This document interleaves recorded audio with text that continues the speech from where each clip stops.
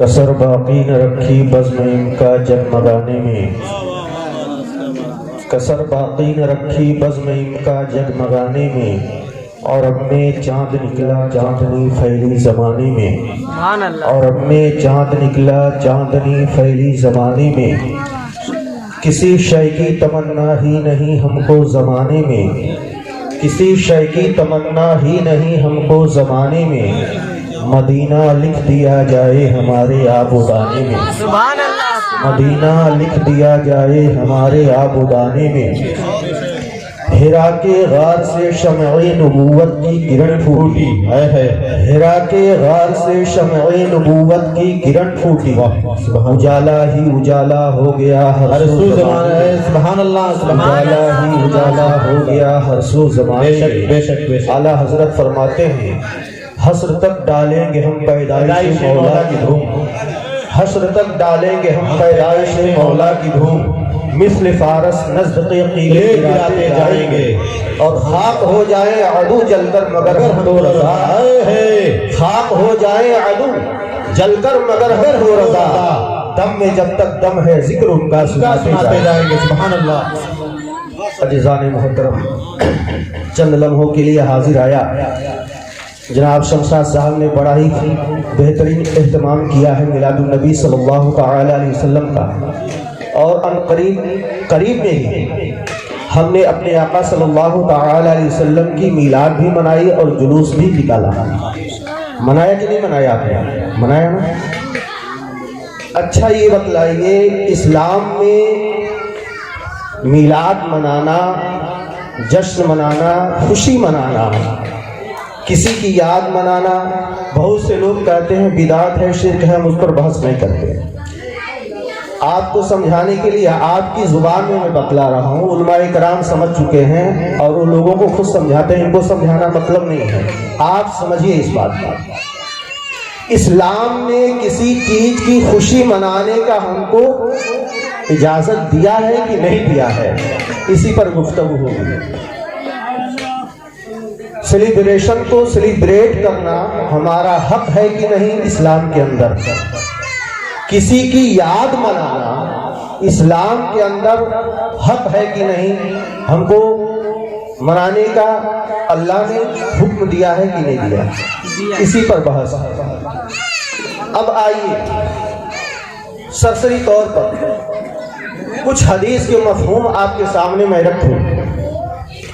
میرے آقا صلی اللہ تعالی علیہ وسلم نے ارشاد فرمایا اپنے جانثار صحابہ سے کہ اے میرے جانثار صحابہ، جمعہ کے دن دو چیزیں کرو۔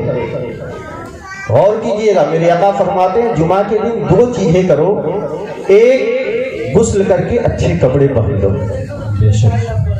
غسل کر کے اچھے کپڑے پہن لو، اور دوسری چیز مجھ پر کثرت سے درود پاک پڑھو۔ سبحان اللہ، سبحان اللہ، بے شک بے شک، کثرت سے درود پاک پڑھو۔ حدیث کی مفہوم ہے، یا رسول اللہ جمعہ کے دن ہم غسل کریں، اچھے کپڑے پہنیں اور کثرت سے آپ پر درود پاک پڑھیں، آخر جمعے کے دن کیوں؟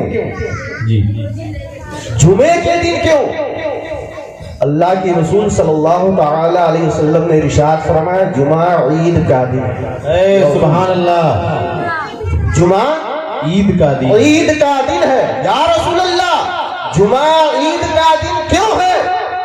سنیچر عید کا دن کیوں نہیں؟ اتوار عید کا دن کیوں نہیں؟ سوموار عید کا دن کیوں نہیں؟ منگلوار عید کا دن کیوں نہیں؟ بدھوار عید کا دن کیوں نہیں؟ جمعرات عید کا دن کیوں نہیں؟ جمعہ عید کا دن کیوں ہے؟ میرے آقا نے ارشاد فرمایا میرے جانثار صحابہ سنو، جمعہ عید اس لیے ہے کہ جمعے کے دن اللہ نے حضرت آدم علیہ السلام کی تخلیق کی۔ بے شک بے شک بے شک، ان کی پیدائش ہے۔ آپ کو سمجھانے کے لیے پیدائش کا لفظ استعمال کر رہا ہوں۔ اللہ نے حضرت آدم کو جمعہ کے دن پیدا کیا، اس لیے جمعہ عید کا دن ہو گیا۔ تو بات سمجھ میں آئی؟ میرے آقا نے فرمایا جمعہ کے دن غسل کرو، اچھے کپڑے پہن لو اور کثرت سے مجھ پر درود پاک پڑھو۔ یا رسول اللہ جمعہ کے دن ہاں جمعہ عید کا دن ہے۔ یا رسول اللہ عید کا دن کیوں؟ کیونکہ حضرت آدم کو اللہ نے اسی دن پیدا کیا۔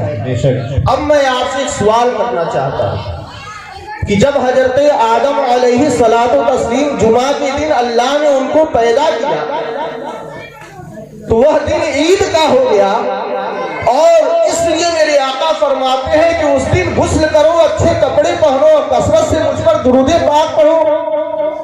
کیوں کہہ رہے ہیں؟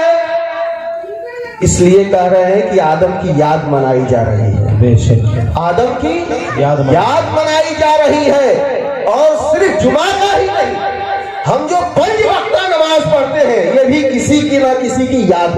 بے شک بے شک بے شک 5 وقتہ جو ہم نماز پڑھتے ہیں یہ بھی ہم کسی کی یاد مناتے ہیں۔ یاد منانا اسلام میں جائز ہے، شرط یہ ہے کہ شریعت کے دائرے میں۔ بے شک بے شک بے شک 5 وقتہ فجر کی نماز حضرت آدم علیہ الصلوۃ والتسلیم کی سنت ہے، انہوں نے سب سے پہلے پڑھی۔ کیوں پڑھی؟ جب اللہ تعالیٰ کی بارگاہ میں ان کی توبہ قبول ہو گئی تو شکرانے کے طور پر انہوں نے 2 رکعت نماز پڑھی۔ اللہ نے امت محمدی پر یہ فجر کا وقت فرض کر دیا، کہا اے آدم تیری سنت بھی ہوتی رہے گی، تیری یاد بھی منائی جائے گی، اور میری عبادت بھی ہوتی رہے گی۔ سبحان اللہ۔ تو فجر کی جو ہم نماز پڑھتے ہیں اپنے رب کی عبادت کرتے ہیں، لیکن ساتھ ہی ساتھ حضرت آدم کی یاد بھی مناتے ہیں۔ بے شک۔ ظہر کی نماز حضرت ابراہیم علیہ السلام کی سنت سب سے پہلے انہوں نے پڑھی۔ جب نار نمرود سے باہر آئے تو 4 رکعت نماز انہوں نے پڑھی۔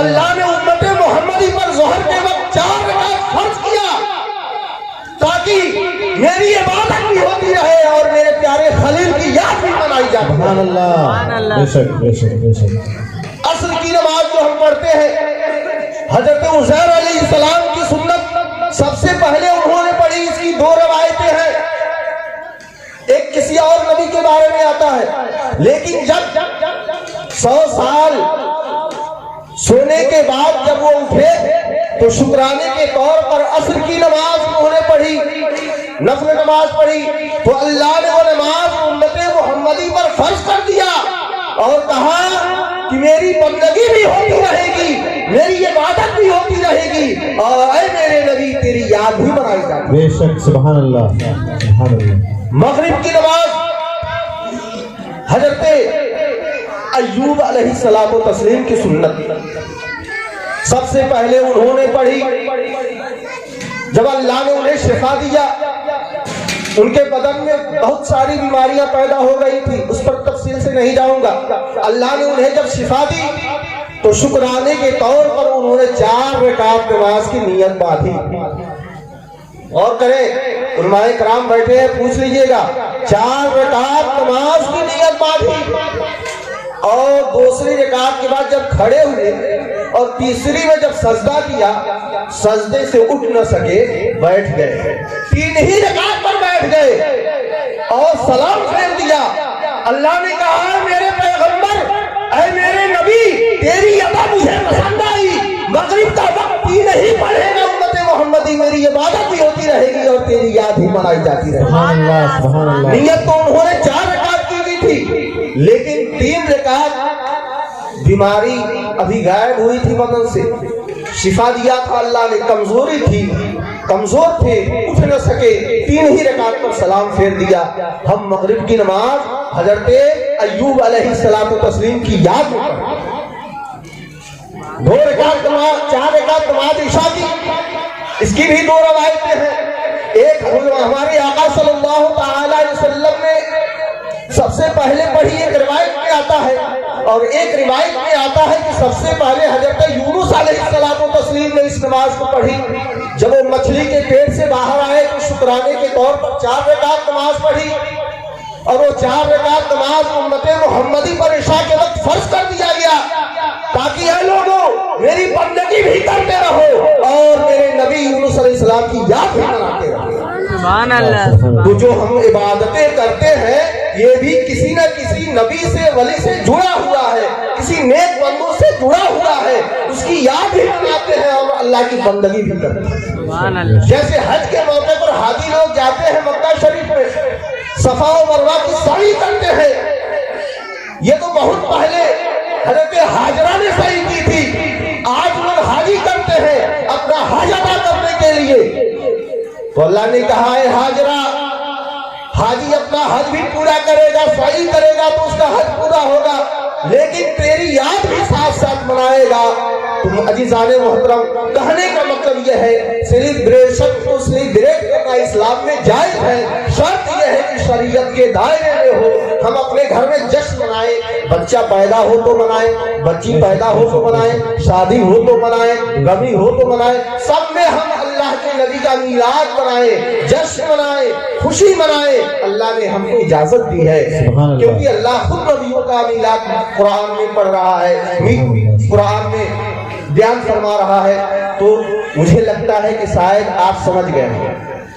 کوئی اگر آپ سے اعتراض کرے میلاد کیوں مناتے ہو، جشن کیوں مناتے ہو، سالگرہ کیوں مناتے ہو، تو آپ اسے جواب دے دیں اس طریقے سے. میں نے آپ کو آسان لفظوں میں بتلایا، آپ کی بات، آپ کے ذہن میں میری بات آ گئی ہوگی. درود پاک پڑھیں. اللہم صلی علی سیدنا شفیعنا نبینا مولانا محمد وبارک وسلم. صلو علیہ صلاۃ و سلام علیک یا رسول اللہ صلی اللہ تعالی علیہ وسلم. اللہ تعالیٰ سے دعا ہے مولا تعالیٰ ہم سب کو سننے سے زیادہ عمل کرنے کی توفیق رفیق عطا فرمائے.